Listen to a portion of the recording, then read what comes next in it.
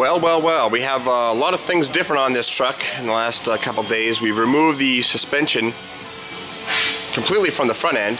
We are doing a ARB Old Man Emu / Dakar suspension on this truck, but in order that we be able to install this engine V8 conversion in there, we've removed the whole front axle system, which allows us to put the engine in from underneath.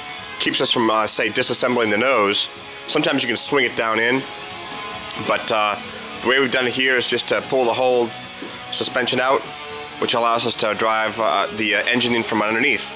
And we can see our first kind of glimpse of where it's going to sit in the engine bay here, and it's a very nice fit. V8s are actually kind of, to some degree, a little bit smaller than a straight six lengthwise. They're a little bit wider, but and they're also a little bit lighter. This ramjet goes in there very nice. A lot of people talk about the depth between the actual distributor and the back of the engine, the firewall. If done properly, it should sit in there about like this. And we can see that the front of this is going to line up very nicely. The radiator's not in there, but we'll have a serpentine belt, and this serpentine belt will be driven on the front of this engine. It's a kit that GM puts out. This is, again, a Chevy V8 ramjet, and we can see that it's nicely centered. It has a slight rake backward, which is just the way in which we're going to have to install it, because we're using the NV4500 transmission and the transmission tunnel cover and all those type of things.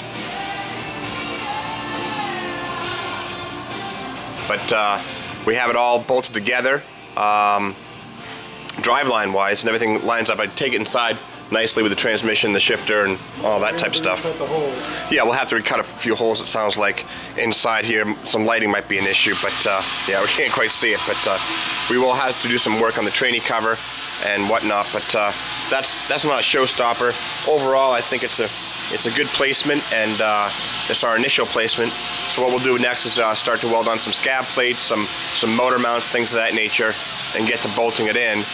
And then our suspension will go back underneath, and then we'll work towards building the rest of the engine out. So looks nice, and it's a fun project to do.